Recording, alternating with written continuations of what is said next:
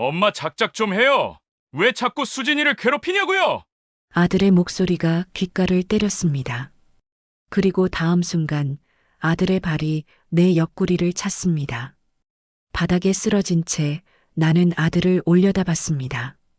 내가 평생 사랑했던 그 아이가 며느리 앞에서 나를 발로 찬 것이었습니다. 그냥 우리 집에서 나가세요. 이제 더는 못 참겠어요. 가슴이 무너져 내렸습니다. 숨을 쉴 수가 없었습니다. 그동안 느껴본 적 없는 고통이었습니다. 그리고 저는 보았습니다. 며느리 수진이의 입꼬리가 아주 살짝 올라가는 걸. 사연 시작 전에 무료로 할 수 있는 구독과 좋아요를 눌러주시면 제게 큰 힘이 됩니다.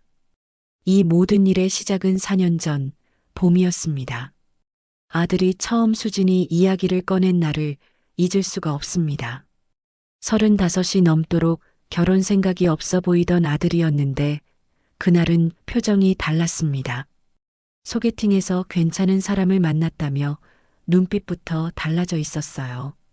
김수진이라는 이름, 32이라는 나이, 착하고 조용한 성격이라는 이야기를 들으니 제 마음이 설렐 수밖에 없었습니다. 일주일 후 우리 집에 처음 온 수진이는 참 단정하고 곱게 생긴 아이였습니다. 수줍은 미소를 지으며 과일 바구니를 건네는 모습을 보니 왠지 모를 친근함이 느껴졌어요. 자연스럽게 수진아라고 불렀고 그 아이도 환하게 웃으며 대답했습니다.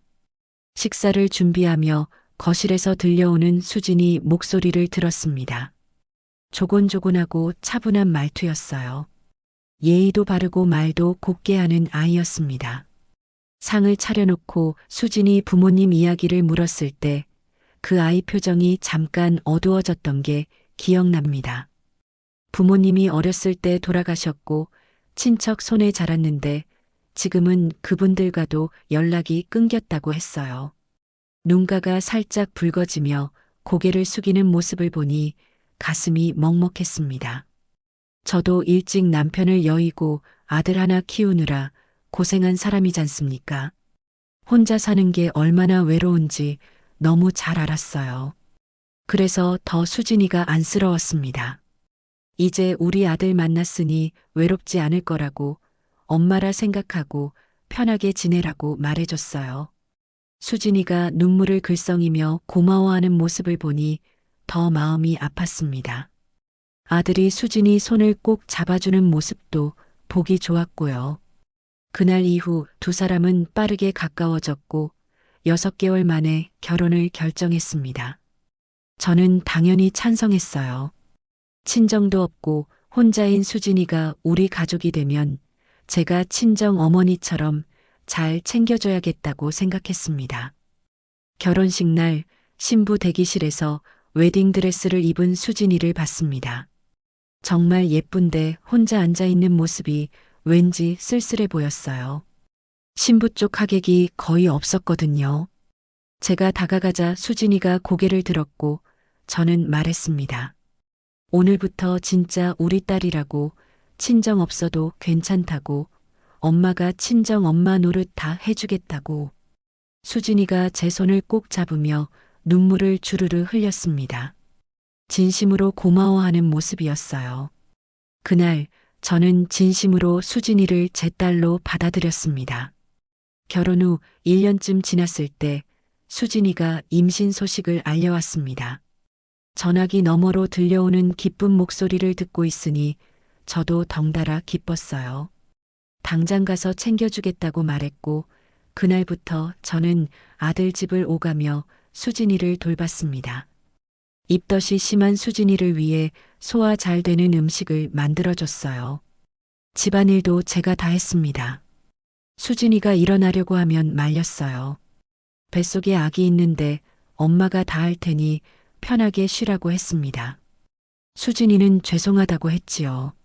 하지만 저는 가족인데 당연한 거라고 손주 낳아주는데 이게 뭐가 힘들겠냐고 말했습니다. 수진이가 배를 쓰다듬으며 환하게 웃을 때마다 저는 뿌듯했어요. 친정 엄마 없는 게 하나도 안 서럽다는 수진이 말을 들으면 내가 잘하고 있구나 싶었습니다. 드디어 손주 민준이가 태어났습니다. 분만실 밖에서 아들이 소리쳤던 기억이 납니다. 건강한 아들이라고. 손주 얼굴을 보는 순간 눈물이 났어요. 새빨갛고 작은 민준이 눈을 꼭 감고 있는 모습이 천사 같았습니다. 산후조리원에 누워있는 수진이 손을 잡아줬습니다. 고생했다고, 정말 고생 많았다고. 지쳐 보이던 수진이가 웃으며 민준이 예쁘냐고 물었고 저는 세상에서 제일 예쁘다고 대답했어요. 수진이가 태어난 후부터 본격적으로 민준이를 돌보기 시작했습니다. 아들은 직장에 나가야 하고 수진이는 출산 후유증으로 힘들어했거든요. 수진이가 자기가 해야 하는데 미안하다고 할 때마다 저는 괜찮다고 했습니다.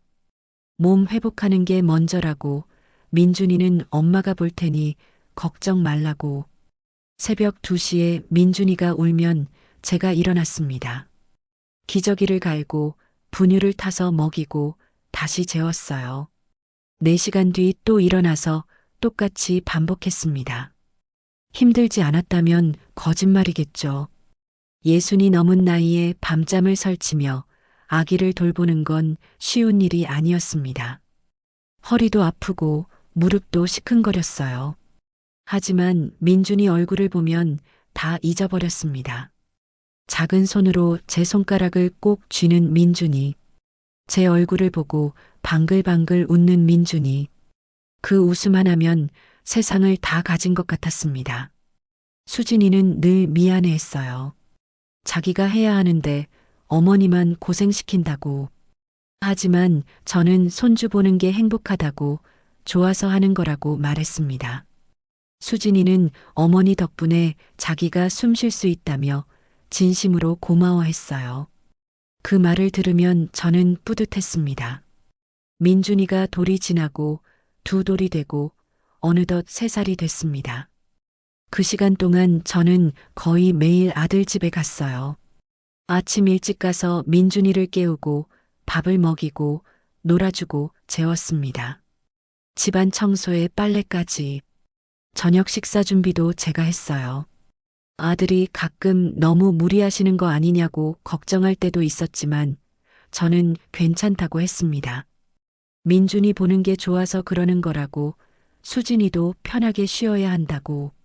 아들이 제 어깨를 꼭 안아주며 엄마가 없었으면 못 살았을 거라고 말할 때 저는 행복했습니다. 어느 날 저녁 민준이가 제 품에 안겨 잠든 날이 있었습니다. 수진이가 따뜻한 차를 건네주며 자기는 정말 복받았다고 말했어요. 저 같은 시어머니를 만나서 복받았다고. 친구들은 시댁 때문에 힘들다는 얘기가 많은데 자기는 어머니가 친엄마보다 더 낫다고. 어머니가 아니었으면 혼자 민준이 키우면서 일도 하느라 죽는 줄 알았을 거라고. 수진이가 제 손을 꼭 잡으며 고마워했습니다. 저는 수진이 손을 꼭 잡아주며 말했어요. 우리 가족인데 당연한 거라고, 엄마가 도와주고 싶어서 하는 거라고, 너무 고맙다는 소리 하지 말라고. 그날 밤 집에 돌아오는 길이 참 가벼웠습니다. 피곤했지만 행복했어요. 내가 이 가족에게 필요한 사람이구나. 내가 수진이한테 좋은 어머니가 되고 있구나 싶었습니다. 민준이가 4살이 되던 해봄이었습니다. 유치원에서 돌아온 민준이가 종이꽃을 들고 제게 달려왔던 날이 기억납니다. 선생님이 할머니 주라고 했다며 환하게 웃는 민준이, 제 품에 안겨오는 그 작은 몸이 따뜻했어요. 저는 민준이를 꼭 안아주며 생각했습니다. 이 행복이 영원했으면 좋겠다고. 저녁 식사를 준비하는데 수진이가 부엌으로 들어왔습니다. 자기도 돕겠다고. 저는 괜찮다고 했지만 수진이는 어머니 혼자 하시면 힘드시다며 옆에서 채소를 다듬기 시작했어요. 우리는 나란히 서서 저녁 준비를 했습니다. 수진이가 말했어요. 자기는 정말 행복하다고. 이렇게 가족이랑 함께 있는 게 행복하다고. 저도 행복하다고 대답했습니다. 수진이 같은 며느리 만나서 행복하다고.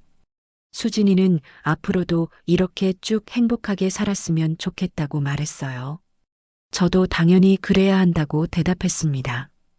우리는 서로를 보며 웃었어요. 그날 저녁 아들이 일찍 퇴근했습니다. 온 가족이 함께 식탁에 둘러앉았어요. 민준이가 제 옆자리를 차지하며 할머니 옆에 앉겠다고 했고, 저는 우리 민준이 맛있게 먹자고 말했습니다. 민준이의 귀여운 목소리로 잘 먹겠습니다. 인사가 울려 퍼졌습니다. 아들과 수진이도 웃으며 식사를 시작했어요. 아들은 고생하셨다며 맛있다고 했고, 수진이는 어머니 음식이 제일 맛있다고 말했습니다. 그 순간 저는 정말 행복했습니다. 이보다 더 행복할 수 있을까 싶었어요. 하지만 그게 마지막 평화였습니다. 그날 밤 설거지를 끝내고 집으로 돌아오는 길에 문득 이상한 느낌이 들었습니다. 수진이가 현관에서 저를 배웅할 때 제 눈을 똑바로 보지 않았던 게 신경 쓰였어요. 그냥 피곤해서 그런가 싶었는데 왠지 마음 한구석이 불편했습니다. 하지만 그때는 몰랐습니다. 이 모든 게 시작에 불과했다는 걸. 수진이의 그 눈빛이 무엇을 의미하는지, 앞으로 어떤 일이 벌어질지 저는 아무것도 몰랐습니다. 그 이상한 느낌은 일주일 후 현실이 됐습니다. 아들이 찾아왔을 때 표정부터 심상치 않았어요. 평소처럼 밝은 얼굴이 아니었습니다. 인사도 없이 소파에 털썩 앉더니 한숨만 내쉬는 모습을 보니 가슴이 철렁했어요. 무슨 일이 있구나. 큰일이 생겼구나. 어머니 본능으로 느낄 수 있었습니다. 아들은 한참을 말없이 앉아 있다가 입을 열었습니다. 통장 이야기였어요. 3개월 사이에 3천만 원이 사라졌다고 했습니다. 분명 월급이 들어왔는데 확인해 보면 계속 빠져나가 있더랍니다. 큰 돈이 한 번에 나간 게 아니라 조금씩 여러 번 빠져나갔다고. 순간 귀를 의심했습니다. 3천만 원? 젊은 부부한테 그 돈이 얼마나 큰 돈인데. 제 머릿속이 복잡해졌어요. 누가 아들 통장에서 돈을 뺄 수 있겠습니까? 아들 아니면 수진이밖에 없는데. 설마 수진이가 그랬을까? 아니야, 그럴 리 없어. 수진이는 그런 아이가 아닌데. 그때 현관문이 열리는 소리가 들렸습니다. 수진이가 민준이와 함께 들어왔어요. 유치원에서 데려오는 길이었나 봅니다. 아들을 보는 수진이 얼굴이 잠깐 굳는 게 보였습니다. 제 눈이 정확했어요. 분명 그 순간 수진이 표정이 변했습니다. 하지만 곧 웃으며 인사했고 아들은 수진이를 불렀습니다. 민준이를 방으로 보낸 수진이가 우리 옆에 앉았습니다. 저는 차를 끓이러 자리를 뜰까 하다가 그냥 앉아있기로 했어요. 이건 저도 들어야 할 얘기 같았거든요. 아들이 통장 내역서를 보여줬습니다. 수진이가 내역서를 들여다보는 모습을 저는 옆에서 지켜봤어요. 수진이 눈동자가 빠르게 움직였습니다. 그리고 고개를 갸웃거리더니 갑자기 뭔가 생각난 듯 입을 열었습니다. 바로 제 얘기였습니다. 요즘 생활비가 부족하시다고 하셨다고. 병원비도 자기가 몇 번 드렸다고 했습니다. 그 순간 제 심장이 멎는 줄 알았습니다. 저는 그런 말을 한 적이 없었습니다. 단 한 번도. 돈이 부족한 적도 없었고 수진이한테 돈을 달라고 한 적은 더더욱 없었어요. 병원비가 나간다는 말도 거짓이었습니다. 저는 건강했고 병원에 갈 일도 없었으니까요. 벌떡 일어섰습니다. 입에서 말이 나왔어요. 아니라고, 그런 적 없다고. 수진이를 봤습니다. 그 아이 눈빛이 낯설었어요. 눈을 깜빡이며 저를 보는데 마치 연기를 하는 것 같았습니다. 수진이는 말했습니다. 분명 제가 그랬다고. 지난달에 말씀하셨다고. 병원비 얘기도 하셨다고. 제 목소리가 커졌습니다. 억울했어요. 나는 그런 말 한 적 없다고, 병원도 안 갔다고 소리쳤습니다. 수진이 표정이 당황스러운 듯 변했습니다. 하지만 그게 진짜 당황인지 연기인지 저는 알 수 없었어요. 눈물까지 글썽이기 시작했습니다. 민준이가 방에서 나왔어요. 왜 싸우냐고 묻는 작은 목소리. 아들의 눈빛을 봤습니다. 그 순간 알았어요. 아들이 저를 의심하고 있다는 걸. 평생 키운 아들이, 제가 낳아서 길러낸 아들이 며느리 말만 믿고 저를 의심하고 있었습니다. 가슴이 무너져 내렸습니다. 그날 밤은 잠을 이룰 수가 없었습니다. 천장만 바라보며 생각했어요. 수진이가 왜 그런 거짓말을 했을까? 돈을 빼돌린 게 수진이라는 건 분명해 보였습니다. 그런데 왜 나한테 누명을 씌운 거지? 4년 동안 친딸처럼 아꼈는데, 민준이 키우느라 밤잠도 설치고 허리 아픈 것도 참으면서 돌봐줬는데, 이해할 수가 없었습니다. 사흘이 지났습니다. 아들에게서 전화가 왔어요. 오늘은 오지 않아도 된다고 했습니다. 수진이가 몸이 안 좋아서 쉬고 싶다고 한답니다. 전화를 끊고 멍하니 앉아 있었습니다. 4년 동안 단 하루도 거르지 않고 갔던 아들 집이었어요. 민준이 얼굴을 보지 않고 하루를 보낸 적이 없었는데 오지 말라는 소리를 들으니 세상이 무너지는 것 같았습니다. 다음 날도 그 다음 날도 같은 전화가 왔습니다. 오늘도 안 와도 된다고. 수진이가 혼자 하겠다고. 일주일이 그렇게 지나갔어요. 견딜 수가 없었습니다. 민준이 얼굴이 보고 싶었고 뭐가 어떻게 돌아가는 건지 알고 싶었습니다. 참다 못해 아들 집으로 갔어요. 초인종을 누르자 수진이가 문을 열었습니다. 그 얼굴, 그 표정, 차가웠어요. 4년 전 처음 만났을 때 수줍게 웃던 그 며느리가 아니었습니다. 왜 왔냐는 말투, 오지 말라고 했다는 말, 그 목소리에는 따뜻함이 하나도 없었습니다. 민준이가 보고 싶다고 말했더니 유치원 갔다고 했어요. 그리고는 문을 닫으려고 했습니다. 제가 물었습니다. 왜 이러냐고. 내가 뭘 잘못했냐고. 수진이가 저를 쳐다봤습니다. 그 눈빛, 차갑고 날카로웠어요. 자기네 좀 내버려 두라고 했습니다. 자기네도 숨 좀 쉬고 싶다고. 그리고는 문을 닫아버렸습니다. 현관 앞에 멍하니 서 있었습니다. 수진이가 한 번도 저한테 그런 말투로 말한 적이 없었거든요. 그 차가운 눈빛도 처음 봤어요. 뭔가 잘못되고 있었습니다. 크게 심각하게. 2주가 지나서야 아들이 연락했습니다. 저녁 먹으러 오라고 했어요. 저는 얼른 준비해서 갔습니다. 오랜만에 보는 민준이는 부쩍 컸더군요. 민준이가 달려와 안겼을 때 눈물이 날 뻔했습니다. 보고 싶었다고 말하는 민준이를 할머니도 보고 싶었다며 꼭 안아줬어요. 이 아이만큼은 변하지 않았구나. 이 아이만큼은 여전히 할머니를 좋아하는구나. 저녁을 준비하려고 부엌에 갔더니 수진이가 자기가 하겠다고 했습니다. 앉아 있으라고. 예전 같으면 함께 준비했을 텐데 이제는 그것조차 허락하지 않았습니다. 식사 시간은 고통이었습니다. 예전처럼 웃고 떠드는 분위기가 아니었어요. 다들 조용히 밥만 먹었습니다. 민준이만 제 옆에서 제잘거렸는데 수진이가 조용히 먹으라고 했어요. 민준이의 웃음소리조차 싫은 모양이었습니다. 설거지를 하려고 일어섰더니 수진이가 또 막았습니다. 자기가 하겠다고, 가도 된다고, 쫓겨나는 기분이었어요. 내 아들 집에서, 내가 4년 동안 드나들던 집에서 쫓겨나고 있었습니다. 그날도 일찍 집에 돌아왔습니다. 가슴이 답답해서 숨을 쉴 수가 없었어요. 한 달쯤 지났을 때 아들에게서 다시 급한 전화가 왔습니다. 당장 오라고 했어요. 목소리가 심각했습니다. 아들 집에 도착하니 아들과 수진이가 둘이 마주 앉아 있었습니다. 분위기가 좋지 않았어요. 아들이 말했습니다. 수진이 귀걸이가 없어졌다고.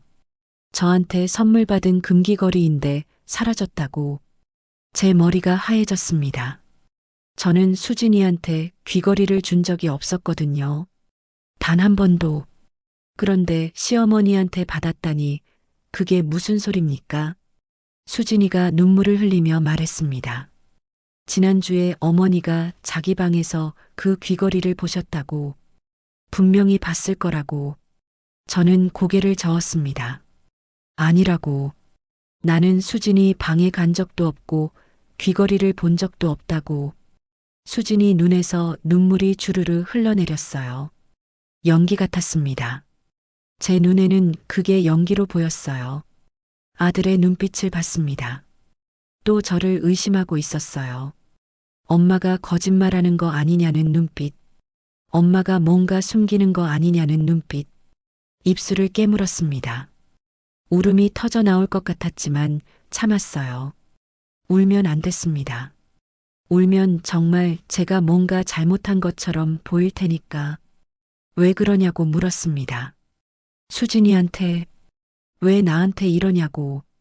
하지만 수진이는 눈물만 흘릴 뿐 대답하지 않았습니다. 그날 저는 깨달았습니다. 수진이가 계획적으로 저를 몰아붙이고 있다는 걸. 하나씩 하나씩 거짓말로 저를 나쁜 사람으로 만들고 있다는 걸. 하지만 왜요? 대체 왜 그러는 걸까요? 그 일 이후로 상황은 더 나빠졌습니다. 아들은 말했어요. 수진이가 우울증 증세를 보인다고. 병원에 갔더니 스트레스 때문이라고 하더랍니다. 제 가슴이 철렁했어요. 수진이가 아프다니. 그런데 그게 나 때문이라니. 정말 제 잘못일까요? 아들은 조심스럽게 말을 이어갔습니다. 수진이가 저 때문에 힘들어한다고. 감시당하는 것 같다고. 저는 어이가 없었어요. 제가 뭘 감시했다는 건지 이해할 수 없었습니다. 저는 그냥 도와주려고 했을 뿐인데. 며칠 후에는 또 다른 말이 들려왔습니다. 수진이가 그러는데 제가 민준이한테 이상한 말을 가르친다고. 무슨 말인지 물어도 아들은 정확히 모르겠다고 했어요. 그냥 수진이가 그렇게 말했다고. 황당했습니다. 저는 민준이한테 동화책 읽어주고 같이 놀아줬을 뿐인데 이상한 말이라니. 하지만 아들은 이미 저를 믿지 않았습니다. 목소리에서 느껴졌어요. 의심, 불신, 그것들이 쌓이고 쌓여서 이제 벽이 되고 있었습니다. 수진이의 거짓말은 끝이 없었습니다. 제가 수진이 물건을 함부로 뒤졌다고 했답니다. 제가 수진이를 무시한다고 했답니다. 저 때문에 집에 있기 싫다고 했답니다. 저는 억울했습니다. 나는 그런 적이 없는데, 수진이를 친딸처럼 아꼈는데, 4년 동안 헌신했는데, 왜 이런 거짓말을 하는 거지? 아들은 계속 수진이 편만 들었습니다. 어머니도 이해해달라고. 수진이가 지금 예민하다고. 조금만 참아달라고. 저는 뭘 참으라는 건지 알 수가 없었어요. 무고한 누명을, 거짓말을, 의심을 참으라는 건가요? 어느 날 아들 집에 들렀을 때였습니다. 수진이가 부엌에서 전화 통화를 하고 있었어요. 저는 거실에서 민준이랑 블록을 쌓고 있었는데 수진이 목소리가 들렸습니다. 친구와 통화하는 모양이었습니다. 시어머니가 진짜 심하다는 말, 맨날 와서 간섭한다는 말, 자기가 숨 좀 쉬고 싶다고 했더니 서운해 하신다는 말, 목소리에는 짜증이 가득했어요. 그 순간 가슴이 내려앉았습니다. 수진이가 저를 그렇게 생각하고 있었구나. 간섭이라고. 친구한테 험담하고 있었구나. 저는 조용히 민준이를 데리고 현관으로 갔습니다. 신발을 신고 나가려는데 수진이가 통화를 끊고 나왔어요. 벌써 가냐고 물었습니다. 표정은 무덤덤했어요. 아무렇지도 않았습니다. 고개를 끄덕이고 나왔습니다. 민준이가 가지 말라고 했지만 저는 나와야 했어요. 그 집에 더 있을 수가 없었습니다. 계단을 내려오는데 눈물이 났습니다. 참고 참았는데 결국 터지고 말았어요. 수진이가 저를 그렇게 생각하고 있었다니. 간섭한다고, 부담스럽다고, 나는 도우려고 했을 뿐인데, 수진이가 편하라고, 민준이 잘 크라고 했던 건데, 집에 돌아와 거울을 봤습니다. 거울 속 제 얼굴은 늙어 보였어요. 주름이 깊게 파였고, 눈가는 처져 있었습니다. 언제 이렇게 늙었을까? 4년 동안 밤잠 설치고, 허리 아픈 것 참으며, 민준이 키우느라 이렇게 늙었구나. 나는 수진이한테 짐이었구나. 생각했습니다. 도움이 아니라 간섭이었구나. 사랑이 아니라 부담이었구나. 하지만 동시에 다른 생각도 들었습니다. 아니야. 뭔가 이상해. 수진이가 왜 갑자기 저렇게 변했을까? 돈이 사라진 것도, 귀걸이가 없어진 것도 전부 수진이가 거짓말을 하고 있는 건 아닐까? 고개를 저었습니다. 아니야, 그럴 리 없어. 수진이는 그런 아이가 아니야. 4년 동안 함께 살았는데 그 아이를 내가 모를 리 없어. 하지만 마음 한구석에서 의심이 자라고 있었습니다. 작지만 분명한 의심. 수진이, 너 대체 누구니? 4년 전 그 눈물은 진짜였니? 고맙다던 그 말들은 진심이었니? 아니면 처음부터 전부 거짓이었니? 그날 밤 저는 결심했습니다. 진실을 알아내야겠다고. 수진이가 누군지, 왜 이러는지, 뭘 숨기고 있는지 반드시 밝혀내야겠다고. 수진이의 거짓말은 멈추지 않았습니다. 매일같이 아들에게서 전화가 왔어요. 수진이가 이렇게 말했다고, 저렇게 말했다고. 전부 저에 대한 이야기였습니다. 나쁜 이야기만 골라서 했더군요. 어머니가 자기를 깔보는 것 같다고 했답니다. 어머니가 자기 요리 솜씨를 무시했다고 했답니다. 어머니가 민준이 교육 방식에 간섭한다고 했답니다. 하나도 사실이 아니었습니다. 저는 수진이 요리를 항상 칭찬했어요. 민준이 교육에 대해서는 한 번도 이래라 저래라 한 적이 없었습니다. 수진이가 하자는 대로 다 따랐거든요. 하지만 아들은 믿지 않았습니다. 아니, 믿고 싶지 않았는지도 모르겠습니다. 아내의 말을 믿는 게 편했을 테니까요. 전화를 끊을 때마다 가슴이 무너졌습니다. 이게 정말 내 아들 맞나? 평생 키운 아들이 이렇게 쉽게 엄마를 의심할 수 있나? 어느 날 밤 잠을 이루지 못하고 누워 있는데 문득 깨달았습니다. 수진이가 저를 아예 없애려 한다는 걸, 아들과 저 사이를 갈라놓으려 한다는 걸, 천천히 조금씩 거짓말로 쌓아 올려서 결국 저를 이 가족에서 몰아내려는 거라는 걸. 왜 그러는 걸까요? 제가 뭘 잘못했길래. 대체 왜요? 한 달이 지났습니다. 그 사이 저는 아들 집에 단 한 번도 가지 못했어요.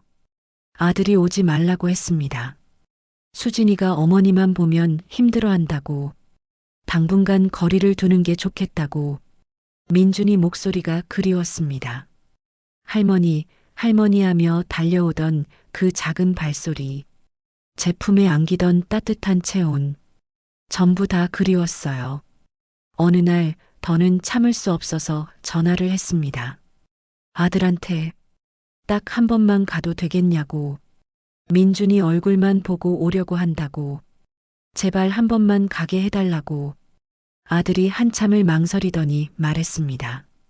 알겠다고. 내일 저녁에 오라고. 다음 날 저는 떨리는 마음으로 아들 집에 갔습니다. 한 달 만이었어요. 현관문을 열고 들어서는데 가슴이 두근거렸습니다. 민준이가 달려왔습니다. 할머니. 그 목소리를 듣는 순간 눈물이 핑 돌았어요. 민준이를 꼭 안아줬습니다. 보고 싶었다고, 너무 보고 싶었다고 속삭였어요. 수진이가 부엌에서 나왔습니다. 저를 보는 눈빛이 차갑더군요. 인사도 없었어요. 그냥 지나쳐서 거실로 갔습니다. 저녁 식사 준비를 도우려고 부엌에 갔더니 수진이가 막아섰습니다. 자기가 한다고, 가만히 앉아 계시라고. 말투가 퉁명스러웠어요. 식탁에 앉아 기다리는 동안 아들과 이야기를 나눴습니다. 요즘 회사는 어떤지, 몸은 괜찮은지. 아들은 대충 대답했어요. 예전처럼 편하게 이야기하는 분위기가 아니었습니다. 수진이가 음식을 내왔습니다. 상을 차리는 내내 한마디도 하지 않았어요. 저도 말을 걸 수가 없었습니다. 분위기가 너무 차가웠거든요. 밥을 먹는데 민준이가 물었습니다. 할머니, 왜 요즘 안 와? 저는 할머니가 바빴다고 둘러댔어요. 민준이는 고개를 갸웃거렸습니다. 수진이가 민준이한테 말했습니다. 밥이나 먹으라고.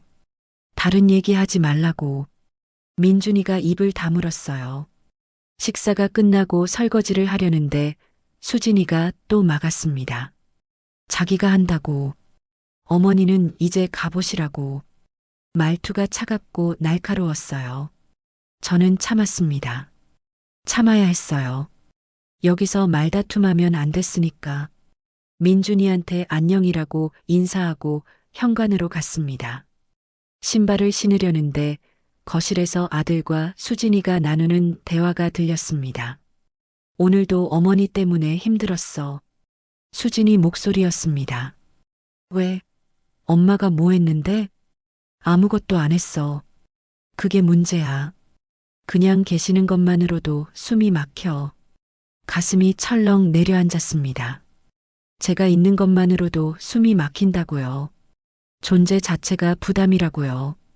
수진아. 아들이 수진이를 달래는 목소리가 들렸습니다. 신발끈을 묶던 손이 떨렸습니다. 나가야 했어요. 빨리 나가야 했습니다. 며칠이 지났습니다. 아들에게서 전화가 왔어요. 수진이가 우울증이 심해졌다고, 약을 먹기 시작했다고, 전부 저 때문이라는 투였습니다. 저는 뭐라고 말해야 할지 몰랐습니다. 제가 뭘 잘못했는지도 모르겠는데 어떻게 사과를 합니까? 그날 밤 아들이 갑자기 찾아왔습니다. 표정이 심각했어요. 수진이 얘기를 해야 한다고, 진지하게 들어달라고. 아들은 말했습니다. 수진이가 그러는데 제가 민준이한테 이상한 말을 가르쳤다고, 엄마, 아빠를 욕하는 말이었다고. 순간 머리가 하얘졌습니다. 아니야. 제 목소리가 나왔습니다. 나는 그런 말 한 적 없어. 민준이한테 그런 말 할 리가 없잖아. 아들이 저를 봤습니다. 그 눈빛에는 이미 답이 나와 있었어요. 저를 믿지 않는다는 답. 엄마, 수진이가 거짓말할 이유가 없잖아요. 그 말에 가슴이 터질 것 같았습니다. 아들아, 나는 진짜 그런 적 없어. 수진이가 왜 그런 거짓말을 하는지 모르겠지만. 엄마, 아들이 소리쳤습니다. 왜 자꾸 수진이를 거짓말쟁이로 만들어요? 수진이가 엄마한테 뭘 잘못했어요? 저도 목소리가 커졌습니다. 나는 진실을 말하고 있어. 수진이가 나한테 누명을 씌우고 있다고. 아들이 한숨을 쉬며 돌아갔습니다. 더는 대화가 안 된다는 듯이 그날 이후로 일주일간 아무 연락이 없었습니다. 저는 불안했어요. 뭔가 터질 것 같은 기분이 들었습니다. 그리고 그날이 왔습니다. 아들이 전화했습니다. 당장 집에 오라고.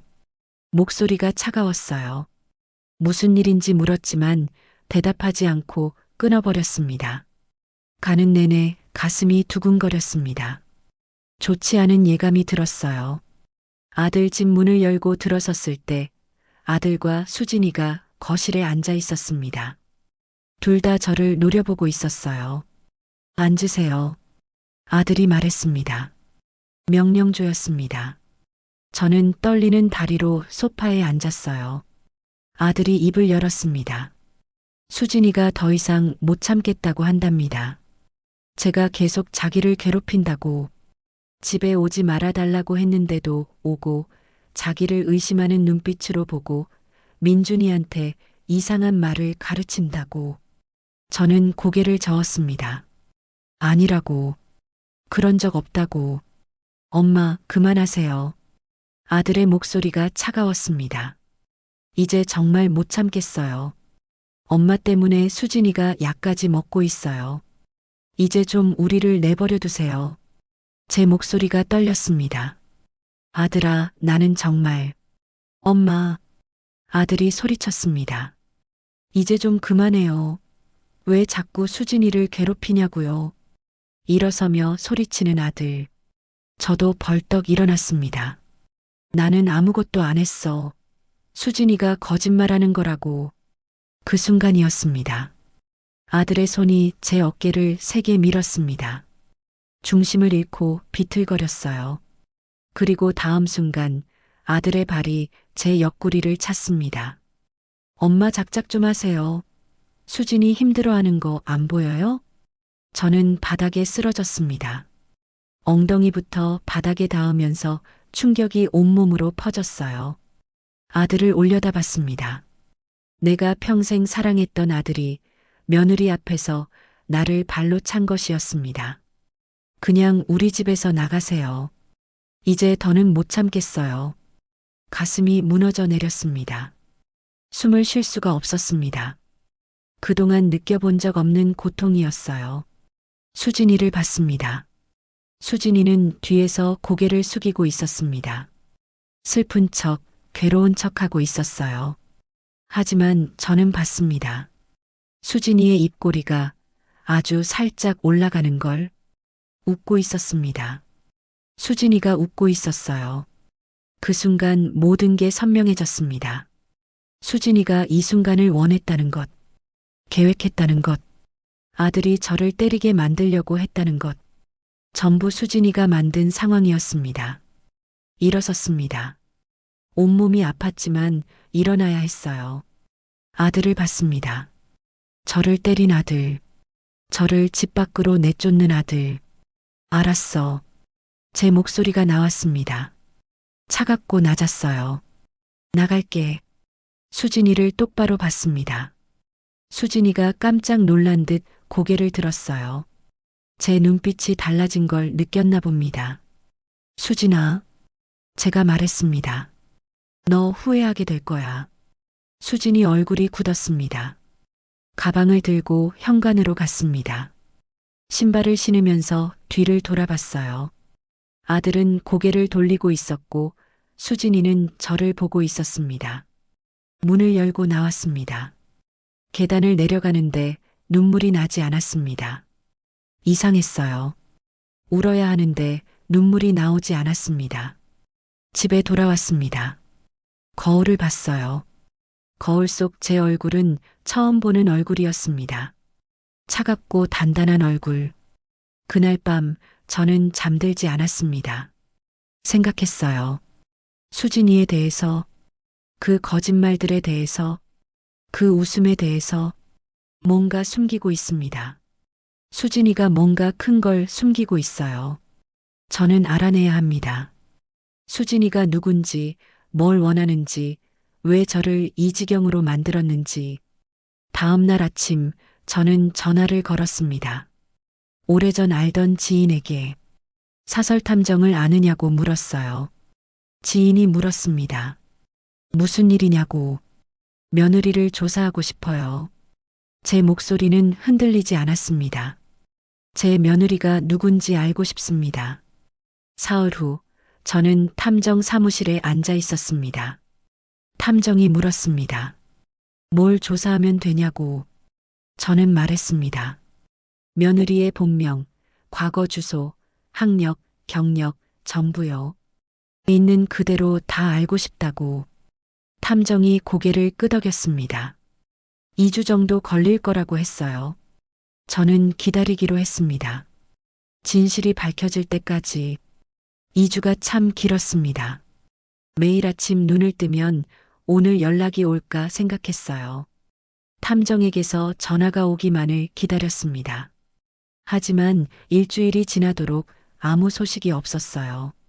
그 시간 동안 아들에게서는 단 한 통의 연락도 오지 않았습니다. 민준이 목소리도 들을 수 없었어요. 4년 동안 매일 보던 아이였는데 못 보게 되니 가슴에 구멍이 난 것 같았습니다. 하지만 저는 참았습니다. 울지도 않았어요. 대신 매일 기도했습니다. 제발 뭔가 나오게 해달라고. 수진이가 뭔가 숨기고 있다는 증거가 나오게 해달라고. 열흘째 되던 날 오후 탐정에게서 전화가 왔습니다. 보고서가 준비되었다는 한 문장이었습니다. 저는 당장 준비해서 사무실로 향했습니다. 사무실 문을 여니 책상 위로 두툼한 파일이 놓여 있었습니다. 쌓여 있는 용지가 수십 장은 되어 보였어요. 저는 의자에 앉았습니다. 손이 떨렸습니다. 탐정이 파일을 열었습니다. 첫 장에는 신분증 사본이 있었습니다. 낯익은 얼굴이었어요. 수진이의 얼굴. 하지만 이름은 박미경으로 되어 있었습니다.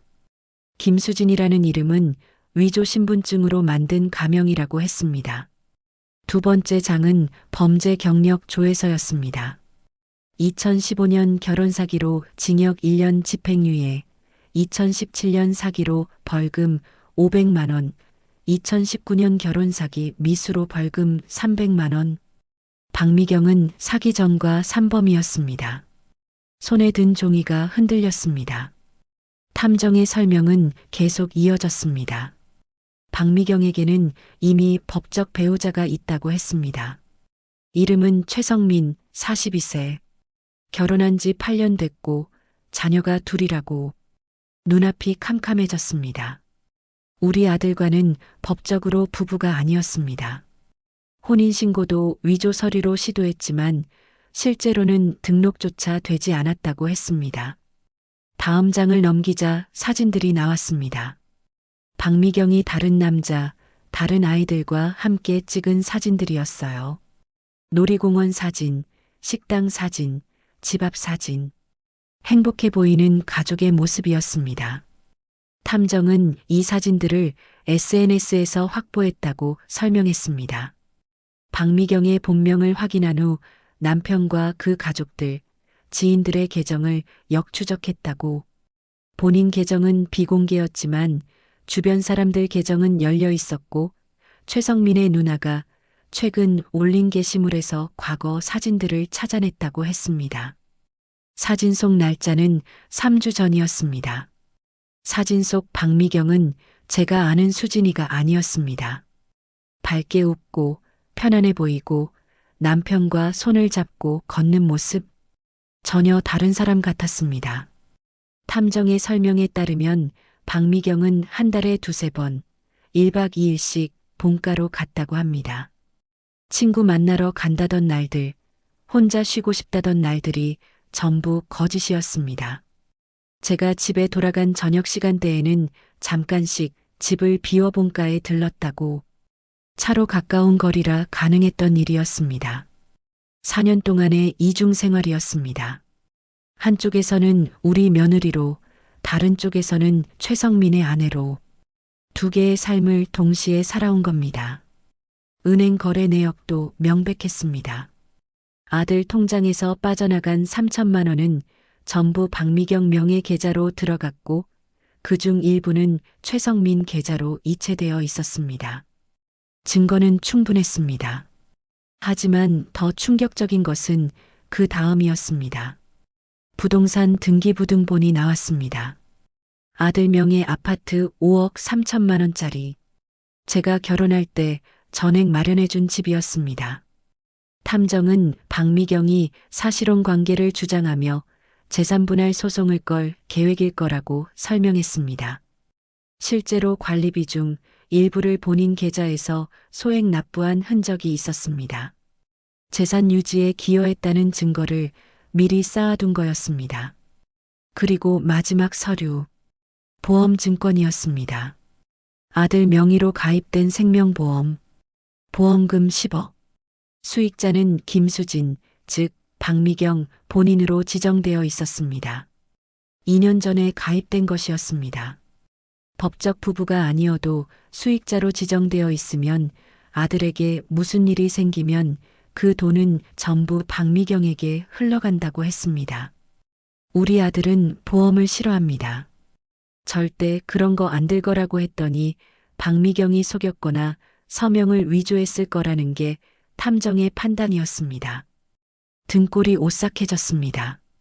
아파트 5억, 생명보험 10억, 최소 15억을 노린 조직적 범죄였습니다. 남편 최성민도 공범일 가능성이 높다고 했습니다.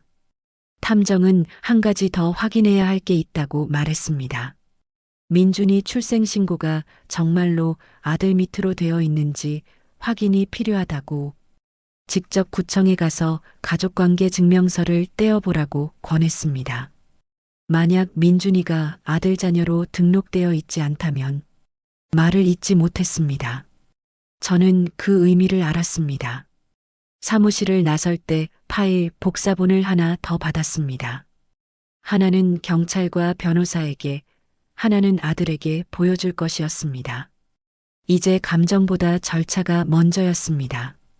변호사 사무실로 향했습니다.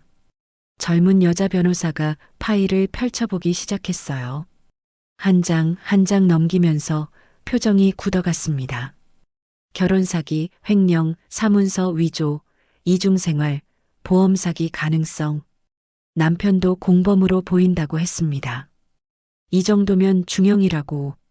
고소는 당연히 가능하고 아들 생명이 위험할 수 있으니 신속하게 진행해야 한다고 했습니다. 변호사는 구청에 가서 아들 명의로 가족관계 증명서와 주민등록등본을 직접 떼어보라고 권했습니다. 민준이가 정말 아들 자녀로 등록되어 있는지 확인해야 한다고, 그리고 친자 확인 검사도 필요하다고 했습니다. 민준이 얼굴이 떠올랐습니다. 할머니, 할머니 하며 웃던 얼굴. 집으로 돌아와 소파에 앉았습니다. 손에는 파일 복사본이 들려 있었습니다. 무거웠습니다. 이제 아들한테 알려야 했습니다. 전화를 걸었습니다.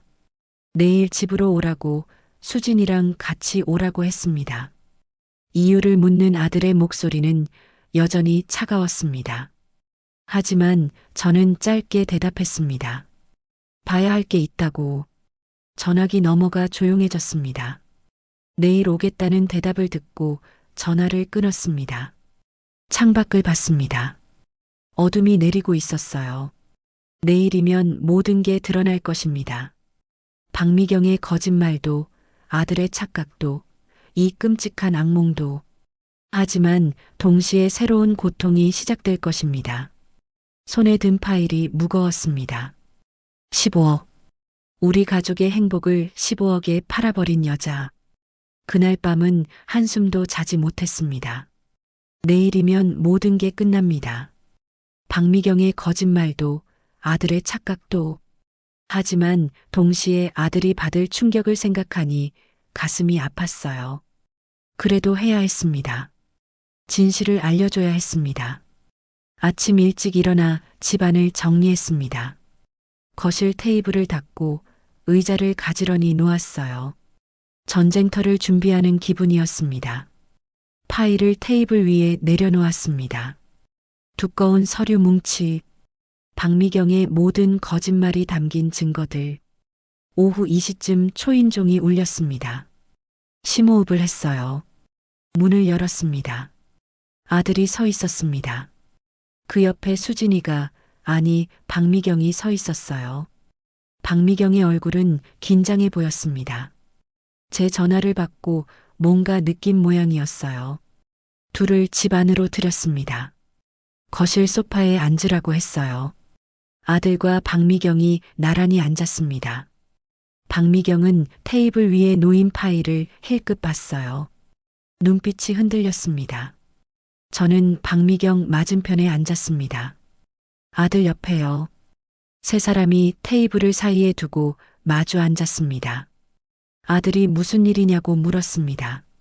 목소리에는 짜증이 섞여 있었어요. 또 수진이 괴롭히려는 거 아니냐는 투였습니다. 저는 대답하지 않았습니다. 대신 박미경을 똑바로 봤어요. 박미경도 저를 봤습니다. 그 눈빛, 경계하고 있었어요. 마치 위험을 감지한 동물처럼. 내 본명이 뭐냐고 물었습니다. 그 순간 박미경의 얼굴이 굳었습니다. 미세하게, 하지만 분명하게. 당황한 듯 무슨 말이냐고 되물었어요. 본명이 김수진 맞냐고 다시 물었더니 그렇다고 대답했습니다. 웃으며 대답했는데 그 웃음이 자연스럽지 않았어요. 저는 파일을 열었습니다. 첫 장을 꺼내 박미경 앞에 놓았습니다. 신분증 사본이었어요. 박미경이 서류를 내려다보는 순간 얼굴이 새하얗게 변했습니다. 이게 어떻게 라는 말이 나왔어요. 떨리는 목소리였습니다. 아들이 서류를 가로채 봤습니다. 이게 뭐냐고 물었고 저는 설명했어요. 내 아내의 진짜 신분증이라고. 본명은 박미경이고 김수진은 위조 신분증으로 만든 가명이라고. 아들이 박미경을 봤습니다. 이게 무슨 일이냐고 물었지만 박미경은 입술만 깨물고 있었습니다. 다음 장을 꺼냈습니다. 범죄 경력 조에서 사기 전과 삼범이라고 말했습니다. 2015년 결혼 사기, 2017년 사기, 2019년 결혼 사기 미수. 전부 박미경 이름으로 되어 있다고. 테이블 위에 놓았어요. 아들이 서류를 집어들었습니다. 손이 떨리고 있었어요. 진짜냐고 박미경에게 물었지만 박미경은 여전히 입을 다물고 있었습니다. 다음 장을 꺼냈습니다. 가족관계 증명서. 이건 더 충격적일 거라고 말하며 아들 앞에 놓았습니다. 박미경에게는 이미 법적 배우자가 있다고. 결혼한 지 8년 됐고 자녀가 둘이라고. 딸 하나 아들 하나라고. 아들의 얼굴에서 피가 쏙 빠졌습니다. 너희는 법적으로 부부가 아니라고 말했습니다. 혼인신고도 위조 서류로 한 거고 실제로는 등록도 안 돼 있다고. 사진들을 꺼냈습니다. 박미경이 다른 남자, 다른 아이들과 함께 찍은 사진들. 놀이공원 사진, 식당 사진, 집 앞 사진. 날짜가 전부 최근이었어요. 이 사람이 박미경의 진짜 남편이라고 설명했습니다. 이름은 최성민. 그리고 이 아이들이 박미경의 진짜 자녀들이라고. 사진들을 테이블 위에 펼쳐 놓았어요. 아들이 사진들을 하나하나 집어봤습니다. 손이 부들부들 떨리고 있었어요. 이게 무슨 장난이냐고 박미경에게 물었지만 박미경은 고개를 숙이고 있었습니다. 계속 증거를 꺼냈습니다. 내가 친구 만나러 간다던 날들, 혼자 쉬고 싶다던 날들을 기억하냐고 물었습니다. 전부 이 사람들 만나러 간 거였다고. 더 많은 사진을 보여줬어요. 대학 동창 모임 간다던 날, 실제로는 본가에서 남편이랑 아이들이랑 지낸 거라고. 혼자 호텔 가서 쉰다던 날도 본가였다고. 2박 3일 동안 가족들이랑 지낸 거라고. 사진마다 날짜가 적혀 있었습니다. 박미경이 거짓말했던 날들이었어요. 4년 동안 이중 생활을 한 거라고 말했습니다. 한 달에 2~3번씩 본가를 다녀왔고 저녁에는 잠깐씩 집 나가서 본가에 들렀다고. 아들이 박미경을 봤습니다. 눈에 눈물이 고여 있었어요. 이게 사실이냐고 물었지만 박미경은 여전히 고개를 숙이고 있었습니다. 다음 서류를 꺼냈습니다. 은행 거래네요. 내 통장에서 빠져나간 3천만 원이라고 말했습니다. 나한테 줬다고 거짓말했지만 실제로는 박미경 계좌로 들어갔다고.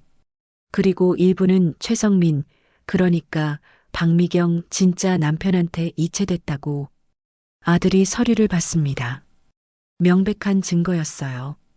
부동산 등기부등본을 꺼냈습니다. 아들이 사는 아파트 얘기를 했습니다. 5억짜리라고.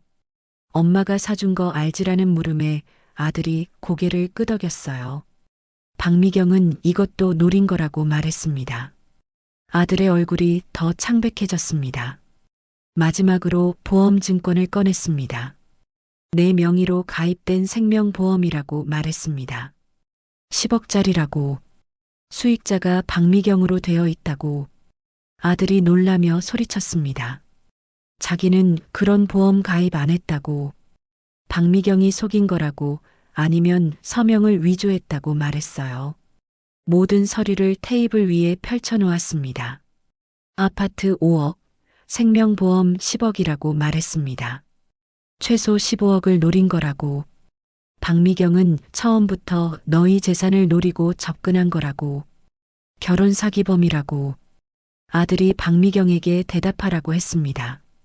목소리가 차갑게 식어 있었어요. 전부 거짓말이었냐고 물었습니다. 박미경이 고개를 들었습니다. 눈물이 흘러내리고 있었어요. 미안하다고, 조작이라고 말했습니다. 전부 조작이고 어머니가 자기를 쫓아내려고 한다고. 웃음이 나왔습니다. 사설탐정이 2주 동안 조사한 거라고 말했습니다. 사진마다 날짜 있고 서류마다 공인된 거라고. 이게 조작이냐고. 박미경이 말을 잇지 못했습니다. 하나하나 물었습니다. 내 본명이 박미경 아니냐고. 사기전과 산범 아니냐고. 최성민이랑 결혼한 거 아니냐고. 아이들 둘 있는 거 아니냐고. 박미경은 대답하지 못했습니다. 아들이 떨리는 목소리로 물었습니다. 민준이는 자기 아들 맞냐고. 박미경이 입술을 깨물었습니다. 그 침묵이 답이었습니다. 아들이 신음하듯 소리를 냈습니다. 민준이마저 라는 말이 새어나왔어요.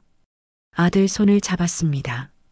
친자 확인 검사를 해봐야 한다고 말했어요. 변호사가 권했다고. 아들이 고개를 떨구었습니다. 박미경이 갑자기 벌떡 일어났습니다. 거짓말이라고 소리쳤어요. 전부 거짓말이라고. 어머니가 자기를 싫어해서 이런 거고 조작한 거라고. 그럼 내 본명이 뭐냐고 물었습니다. 김수진이라고 대답했어요. 신분증을 보여보라고 하자 박미경이 가방을 뒤졌습니다. 손이 떨리고 있었어요. 신분증을 꺼내 테이블에 던졌습니다. 신분증을 집어들었습니다. 김수진. 하지만 이게 위조라는 증거도 있다고 말했어요. 탐정이 확인했다고. 박미경의 얼굴이 일그러졌습니다. 왜 이러냐고, 자기가 뭘 잘못했냐고 소리쳤어요. 4년 동안 우리 가족을 속인 게 잘못이 아니냐고 대답했습니다. 나를 집에서 쫓아낸 것도, 아들한테 거짓말한 것도, 돈을 빼돌린 것도 전부 내가 한 거라고. 박미경이 고개를 저으며 아니라고 했습니다. 그럼 최성민은 누구냐고 물었습니다. 사진 속 그 남자, 내 법적 배우자라고. 대답해보라고. 박미경이 말을 잇지 못했습니다. 아들이 일어났습니다. 나가라고 말했어요. 지금 당장 나가라고. 박미경이 아들을 봤습니다. 아들이 소리쳤습니다. 눈앞에서 당장 사라지라고. 박미경이 가방을 집어들었습니다. 현관으로 향했어요. 문을 열고 나가려다 돌아섰습니다. 저를 똑바로 봤습니다. 그 눈빛, 증오로 가득했어요. 후회할 거라고 말했습니다. 아니, 후회할 건 너라고 대답했습니다. 경찰에 이미 신고했다고. 곧 연락 갈 거라고. 박미경의 얼굴이 굳었습니다. 문을 박차고 나갔습니다. 현관문이 쿵 하고 닫혔습니다. 거실은 정막에 휩싸였습니다. 아들이 소파에 주저앉았습니다. 손으로 얼굴을 감싸 쥐었어요. 자기가 바보였다고, 미안하다고, 엄마한테 그렇게 했다고, 발로 차고 쫓아냈다고 울기 시작했습니다. 아들 옆에 앉았습니다. 괜찮다고 말했어요. 아들을 안아줬습니다. 이제 끝났다고. 다 끝났다고. 하지만 끝난 게 아니었습니다. 이제 시작일 뿐이었어요. 박미경이 나간 지 10분쯤 지났을 때였습니다. 아들은 여전히 소파에 앉아 고개를 떨구고 있었어요. 손으로 얼굴을 가린 채 흐느끼고 있었습니다. 4년이 무너지는 소리였어요. 저는 창밖을 내다봤습니다. 박미경이 아파트 입구 쪽에서 걸어가고 있었어요. 휴대폰을 귀에 대고 있었습니다. 급하게 누군가와 통화하는 모습, 최성민에게 전화하는 게 분명했어요. 도망칠 준비를 하는 걸까요? 증거를 인멸하려는 걸까요? 하지만 늦었습니다. 저는 이미 모든 준비를 마쳤으니까요. 제 휴대폰이 울렸습니다. 변호사에게서 온 문자였어요. 경찰이 지금 그쪽으로 향하고 있습니다. 창밖을 다시 봤습니다. 박미경이 아파트 주차장으로 걸어가고 있었어요. 차를 타고 도망치려는 모양이었습니다. 3분쯤 지났을 때 경찰차 2대가 아파트 입구로 들어왔습니다. 사이렌 소리 없이 조용히 경찰들이 차에서 내렸어요. 4명이었습니다. 박미경이 주차장에서 차 문을 여는 순간이었습니다. 경찰들이 다가갔어요. 박미경이 뒤를 돌아봤습니다. 얼굴이 새하얗게 변하는 게 보였어요. 경찰 한 명이 뭔가 말하는 모습이 보였습니다. 박미경 씨 맞느냐고 묻는 거겠죠. 박미경이 고개를 끄덕였어요. 아니, 어쩌면 부정했을 수도 있습니다. 하지만 소용없었어요. 경찰이 수갑을 꺼냈습니다. 박미경이 뒤로 물러섰습니다. 도망치려는 모습이었어요. 하지만 경찰들이 순식간에 박미경을 제압했습니다. 수갑이 채워졌어요. 박미경이 무언가 소리치는 모습이 보였습니다. 항변하는 것 같았어요. 하지만 경찰들은 박미경을 경찰차 쪽으로 끌고 갔습니다. 저는 그 광경을 가만히 지켜봤습니다. 4년 동안 우리를 속인 여자, 저를 집에서 쫓아낸 여자, 아들을 거짓말로 조종한 여자, 우리에게서 돈을 노린 여자, 이제 수갑을 차고 경찰차에 실려가고 있었습니다. 가슴 한구석이 뻥 뚫리는 기분이었어요. 박미경이 경찰차에 실렸습니다. 차 안에서 밖을 보는 박미경의 얼굴이 보였어요. 울고 있었습니다. 하지만 그 눈물이 진짜인지 또 연기인지 알 수 없었습니다. 경찰차가 출발했습니다. 천천히 아파트를 빠져나갔어요. 사이렌 소리 없이 조용히 저는 한참 동안 창밖을 바라봤습니다. 끝났습니다. 정말 끝났어요. 뒤를 돌아봤습니다. 아들이 여전히 소파에 앉아 있었어요. 고개를 들고 창밖을 보고 있었습니다. 경찰차가 떠나는 걸 봤나 봅니다. 아들의 얼굴에는 표정이 없었어요. 충격에 멍해진 얼굴이었습니다. 끝났어. 제가 말했습니다. 아들이 저를 봤습니다. 눈이 텅 비어 있었어요. 엄마, 수진이가, 아니, 박미경이 말을 잇지 못했습니다. 저는 아들 옆에 앉았습니다. 경찰이 데려갔어. 이제 조사받을 거야. 아들이 고개를 끄덕였습니다. 멍한 표정이었어요. 제 휴대폰이 다시 울렸습니다. 변호사에게서 온 전화였어요. 받았습니다. 변호사가 말했습니다. 박미경과 최성민을 동시에 체포했다고. 최성민은 집에서 체포됐고 둘 다 지금 경찰서로 이송 중이라고. 탐정이 촬영한 영상 증거도 제출했고 은행 거래 내역도 제출했다고. 증거가 명백해서 부인하기 힘들 거라고. 고맙다고 말하고 전화를 끊었습니다. 아들에게 말해줬어요. 최성민도 함께 체포됐다고. 박미경 남편이라고. 공범이라고. 아들이 고개를 떨궜습니다. 엄마. 아들이 떨리는 목소리로 말했습니다. 내가 미쳤었어요. 정말 미쳤었어요. 눈물이 주르르 흘러내렸어요. 엄마를 의심하고 엄마를 발로 차고 집에서 쫓아내고 목이 메었습니다. 나 어떡해요. 엄마한테 그렇게 했는데. 저는 아들을 안아줬습니다. 괜찮아. 괜찮을 리 없잖아요. 엄마를 그렇게 대했는데.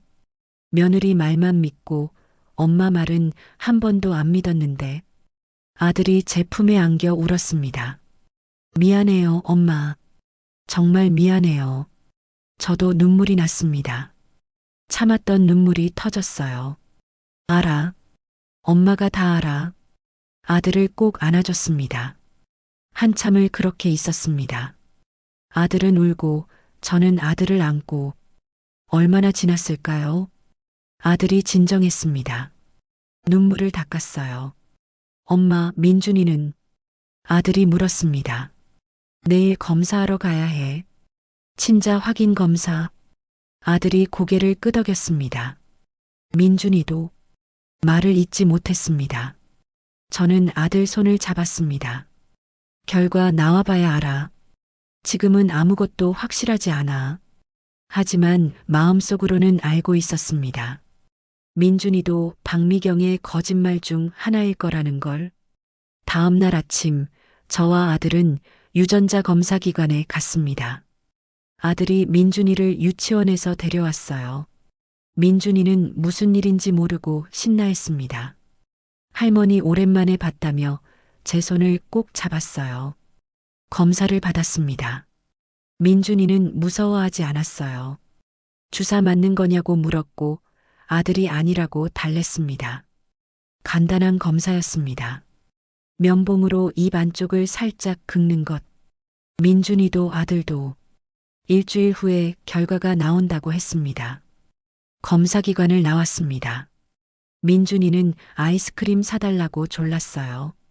아들이 사줬습니다. 민준이가 아이스크림 먹으며 웃는 모습을 봤습니다. 천진난만한 얼굴, 아무것도 모르는 얼굴. 일주일 후면 알게 되겠죠. 민준이가 누구 아이인지. 사흘이 지났습니다. 변호사에게서 연락이 왔어요. 박미경과 최성민이 전부 자백했다고. 처음에는 부인했지만 증거가 너무 명백해서 결국 인정했다고. 결혼사기, 횡령, 사문서 위조, 보험사기 시도 전부 인정했다고. 기소는 확실하고 1심 재판은 2달 후라고 했습니다. 아들에게 알려줬어요. 아들은 덤덤하게 고개만 끄덕였습니다. 이미 감정이 다 소진된 것 같았어요. 일주일이 지났습니다. 유전자 검사 기관에서 연락이 왔습니다. 결과가 나왔다고. 저와 아들은 기관 사무실로 갔어요. 상담원이 봉투를 건넸습니다. 열어보시겠느냐고 물었습니다. 아들이 고개를 끄덕였습니다. 상담원이 봉투를 열었어요. 서류를 꺼내봤습니다. 검사 결과 아버지와 아이 사이에 유전적으로 부모 자식 관계가 확인되지 않았습니다. 상담원이 조심스럽게 말했습니다. 쉽게 말씀드리면 친자 관계가 아니라는 뜻입니다. 아들이 그 자리에서 쓰러졌습니다. 의자에서 바닥으로 미끄러지듯 무너졌어요. 저는 얼른 아들을 잡았습니다. 아들아. 상담원이 놀라 달려왔습니다. 아들은 의식은 있었습니다. 그냥 힘이 빠진 것뿐이었어요. 눈은 뜨고 있었지만 초점이 없었습니다. 응급실로 옮겼습니다. 링거를 맞았어요. 아들은 침대에 누워 천장만 바라봤습니다. 저는 아들 옆에 앉아 손을 잡아줬습니다. 4년 동안 키운 민준이. 새벽에 기저귀 갈아주고 밤새 안고 재우고 유치원 데려다 주던 민준이. 그 아이가 아들의 아이가 아니었습니다. 박미경은 처음부터 끝까지 우리를 속였습니다. 완벽하게, 철저하게. 아들이 입을 열었습니다. 엄마. 목소리가 갈라져 있었어요. 민준이는 어떡해요? 저는 아들 손을 꽉 잡았습니다. 민준이는 박미경 친자니까 박미경 진짜 가족이 데려갈 거야. 아들이 눈을 감았습니다. 눈물이 흘러내렸어요. 민준이, 우리 민준이. 더 이상 말을 잇지 못했습니다. 저도 울었습니다. 민준이 얼굴이 떠올랐습니다. 할머니, 할머니 하며 웃던 얼굴. 할머니 보고 싶었다던 목소리. 그 아이와도 이제 헤어져야 합니다. 모든 게 거짓이었으니까. 아들은 사흘 동안 집 밖으로 나오지 않았습니다. 응급실에서 나온 후 아들 집으로 가지 않고 제 집으로 왔어요. 아들 집에는 민준이가 있었고 아들은 민준이 얼굴을 볼 수 없다고 했습니다. 제 집 작은 방에 누워서 천장만 바라봤어요. 밥도 먹지 않고 물도 거의 마시지 않았습니다. 그냥 누워서 멍하니 있었어요. 저는 아들 방문 앞을 서성였습니다. 들어가고 싶었지만 아들이 혼자 있고 싶다고 했어요. 그래서 문 밖에서 기다렸습니다. 민준이는 어떻게 하냐고 물으니 아들은 대답하지 않았습니다. 변호사에게서 연락이 왔습니다. 민준이 양육권 문제를 어떻게 하겠느냐고. 아들과 법적으로 부모 자식 관계가 아니니 양육 의무도 없다고. 박미경의 친자이므로 박미경 가족이 데려갈 거라고 아들에게 전했습니다. 아들은 고개만 끄덕였어요. 사흘째 되던 날 아들이 방에서 나왔습니다. 얼굴이 수척했어요. 3일 동안 제대로 먹지 않아서 뺨이 푹 꺼져 있었습니다. 눈은 충혈돼 있었고요. 엄마, 아들이 말했습니다. 민준이 보러 가야 해요. 저는 고개를 끄덕였습니다. 같이 갈까? 아니요. 혼자 갈게요. 아들이 나갔습니다. 저는 창밖을 봤어요. 아들이 차를 타고 떠나는 모습이 보였습니다. 등이 굽어 있었어요. 2시간쯤 지나서 아들이 돌아왔습니다. 눈이 퉁퉁 부어 있었어요. 울고 온 게 분명했습니다. 민준이는? 제가 물었습니다. 유치원에서 데려와서 같이 놀아줬어요. 아들이 말했습니다. 민준이는 아무것도 모르고 웃더라고요. 아빠랑 노는 게 좋다고. 목이 메었습니다. 민준이한테 뭐라고 했어? 아무 말도 못했어요. 그냥 안아주기만 했어요.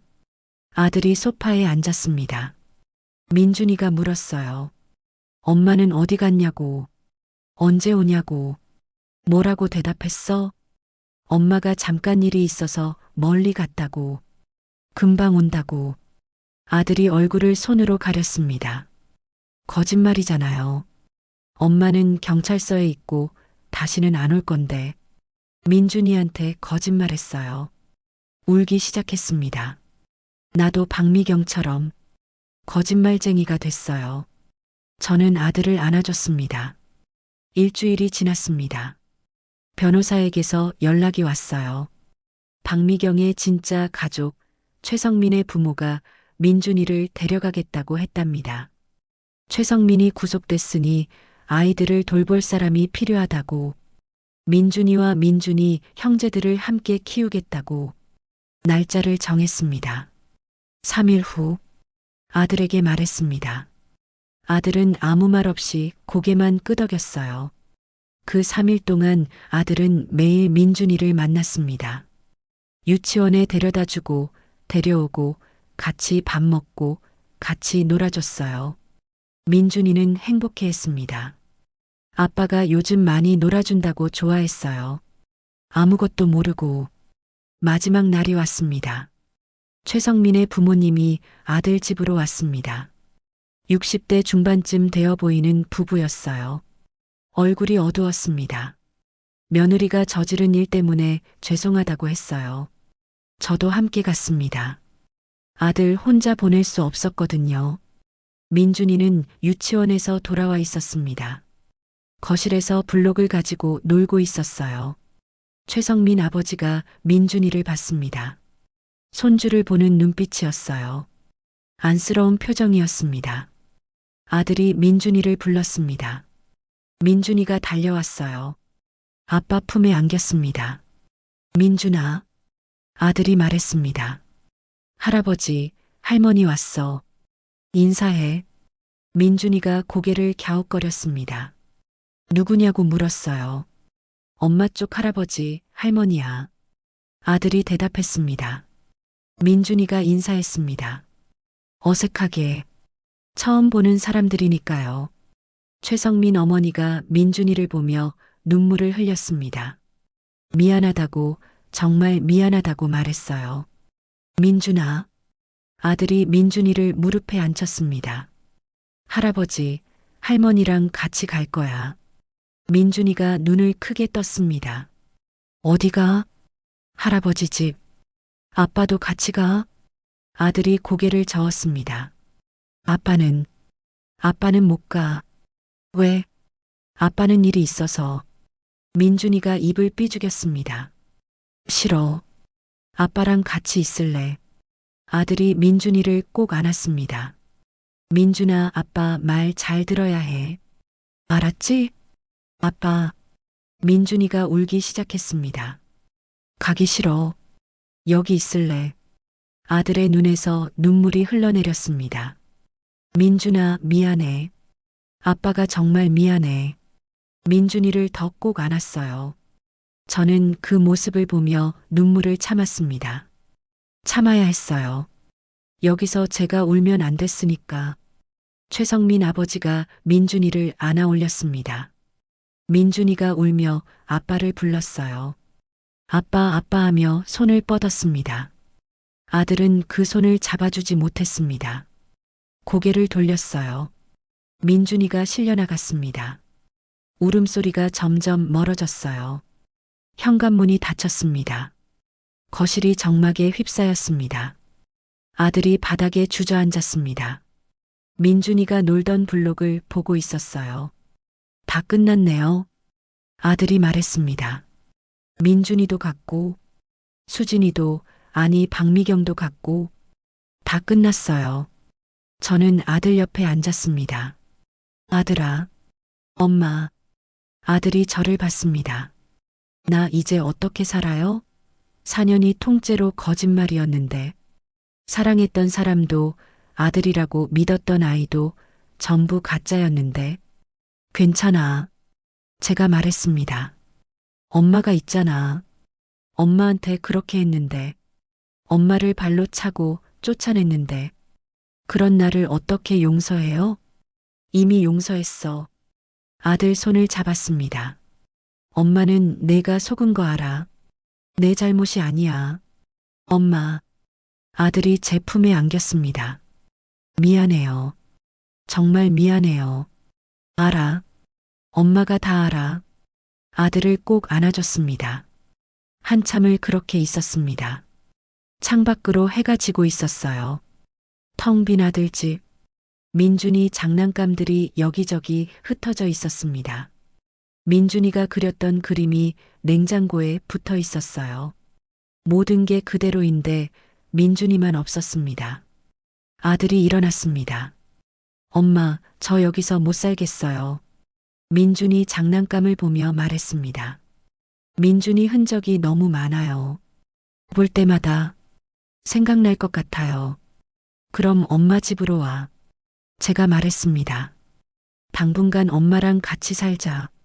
아들이 고개를 끄덕였습니다.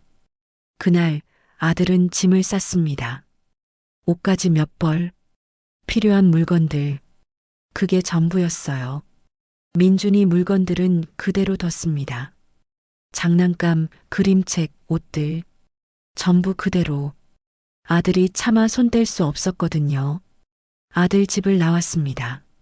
문을 잠그는 아들의 손이 떨렸어요. 제 집으로 왔습니다. 작은 방을 아들 방으로 만들어줬어요. 밤이 됐습니다.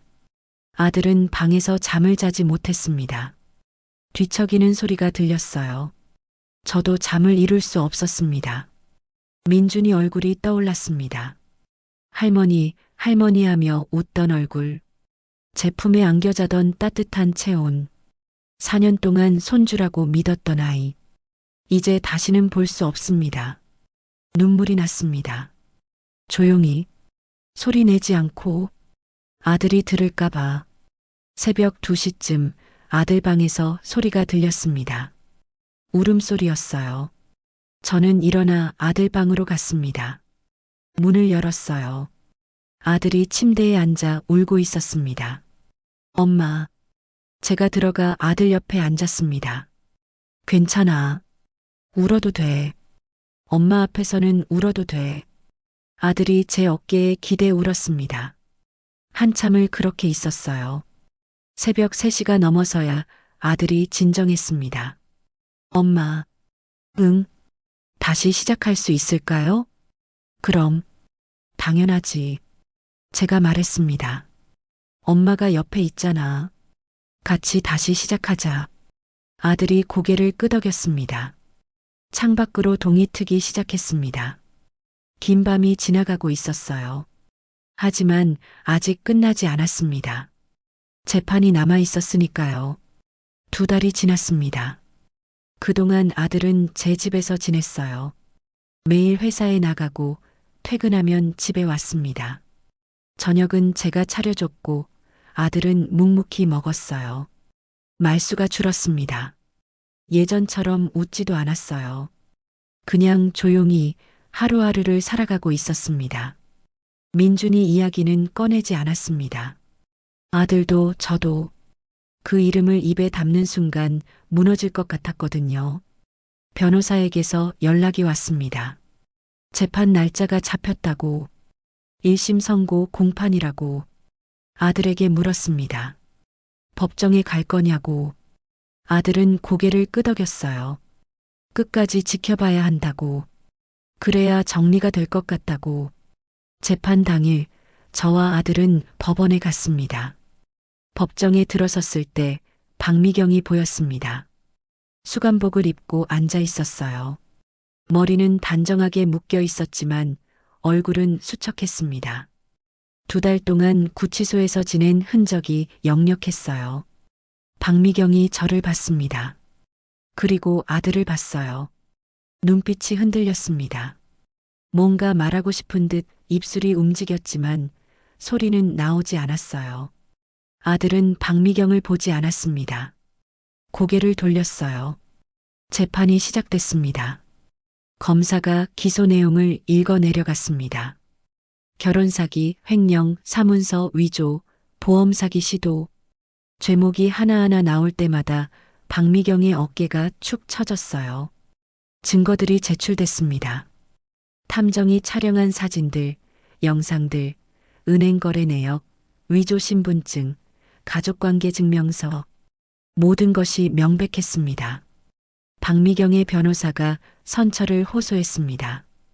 어려운 가정 형편, 생활고 2 자녀를 키워야 하는 상황. 하지만 재판부는 차갑게 받아들였어요. 최성민도 함께 재판을 받았습니다. 공범이었으니까요. 최성민은 박미경보다 더 수척해 보였습니다. 고개를 푹 숙이고 있었어요. 재판장이 판결문을 낭독하기 시작했습니다. 피고인 박미경은 위조된 신분으로 피해자와 결혼하여 4년간 이중생활을 하며 금전을 편취하고 고에게 생명보험 가입을 통해 보험 사기를 시도한 점, 범행이 치밀하고 계획적이었던 점, 피해자에게 준 정신적 고통이 상당한 점 등을 고려하여 징역 7년을 선고한다. 박미경이 고개를 떨구었습니다. 피고인 최성민은 박미경과 공모하여 범행을 도운 점을 인정하여 징역 5년을 선고한다. 최성민도 고개를 떨구었습니다. 판결이 끝났습니다. 박미경이 일어섰어요. 교도관이 박미경을 데리고 나가려는 순간 박미경이 뒤를 돌아봤습니다. 아들을 봤어요. 입모양으로 뭔가 말했습니다. 미안하다는 것 같았어요. 아니면 용서해 달라는 것 같았습니다. 아들은 여전히 박미경을 보지 않았습니다. 박미경이 끌려나갔습니다.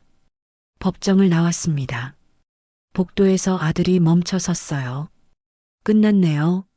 아들이 말했습니다. 진짜 끝났어요. 저는 고개를 끄덕였습니다. 이제 새로 시작하면 돼. 아들이 저를 봤습니다. 새로 시작할 수 있을까요? 그럼, 당연하지. 법원을 나왔습니다. 햇살이 따뜻했어요. 봄이 오고 있었습니다. 1달이 지났습니다. 아들이 말했습니다.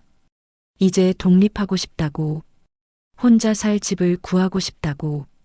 말리지 않았습니다. 아들도 이제 혼자 설 준비가 된 것 같았어요. 작은 원룸을 구했습니다.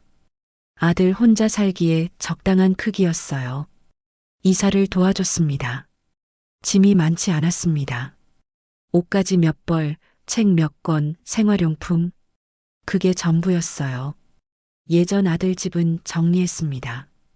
그 집을 판 돈은 아들 명의로 예금했습니다.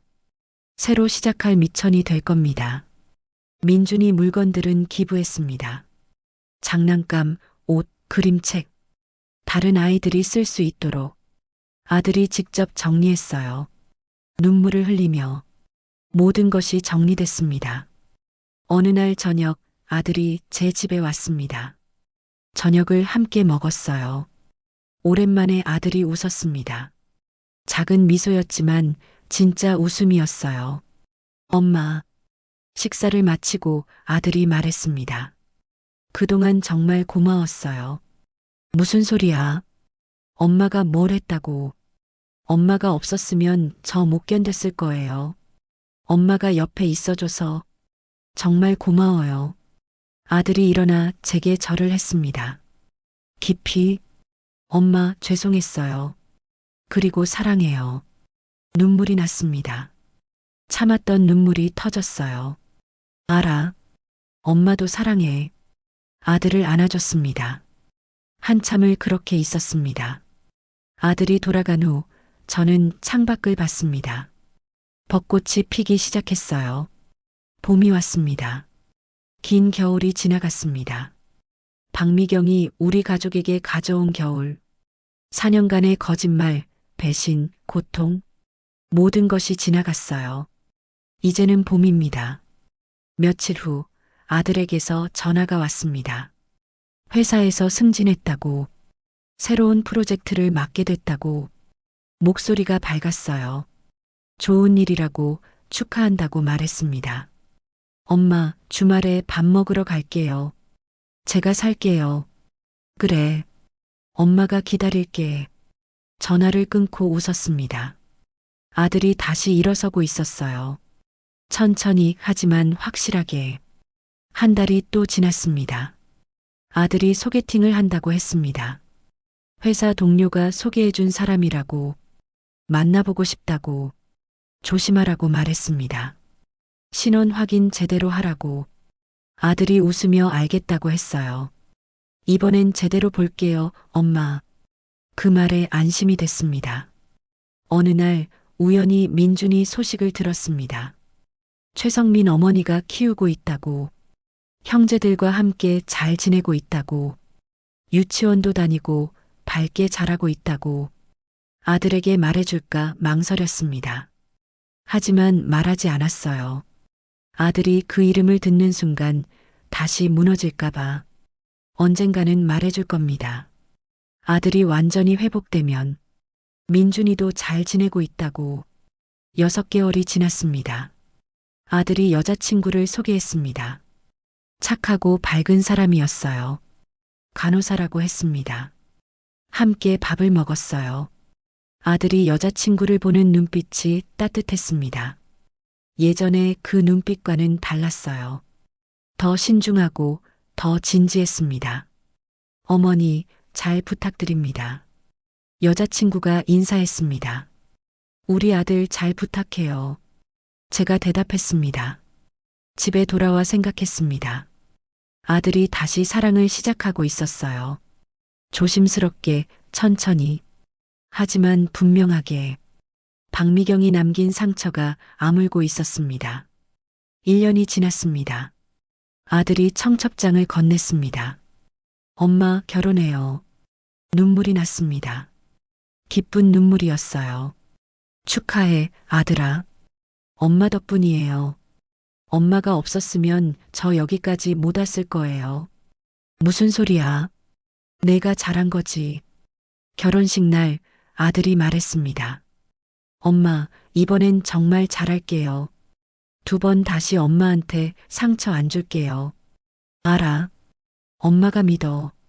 아들이 저를 꼭 안아줬습니다. 사랑해요, 엄마. 나도 사랑해. 결혼식이 끝나고 아들 부부가 신혼여행을 떠났습니다. 저는 집에 돌아왔어요.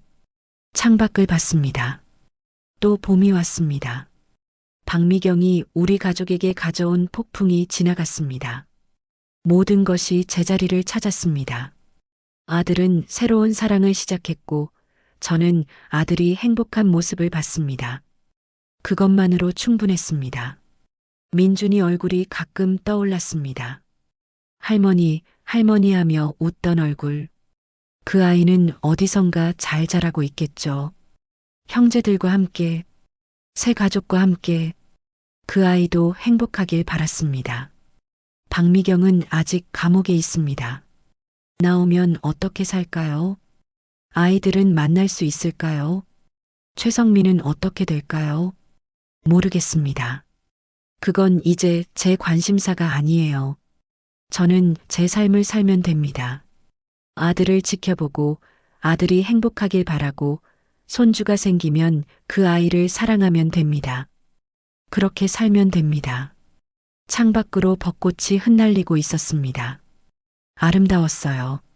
긴 겨울이 지나고 봄이 왔습니다. 그리고 이제 우리도 다시 피어날 겁니다. 이 이야기는 거짓과 배신이 한 가족을 어디까지 무너뜨릴 수 있는지, 그리고 진실과 용기가 어떻게 우리를 다시 일으켜 세우는지 보여주고 있습니다.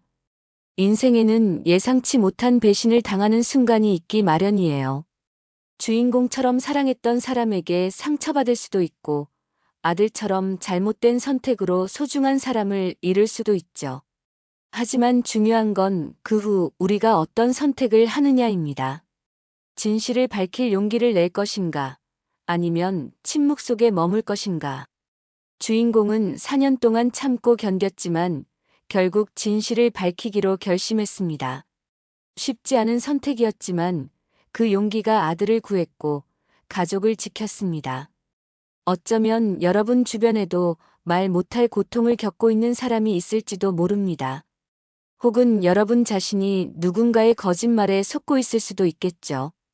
오늘의 이야기가 진실을 마주할 용기와 다시 일어설 힘을 주었기를 바랍니다. 과거는 바꿀 수 없지만 미래는 우리의 손에 달려 있으니까요. 앞으로도 여러분의 마음을 울리는 다양한 이야기로 찾아뵙겠습니다. 여러분의 하루가 따뜻한 위로로 가득하길 바랍니다. 채널 구독과 좋아요 버튼도 부탁드립니다.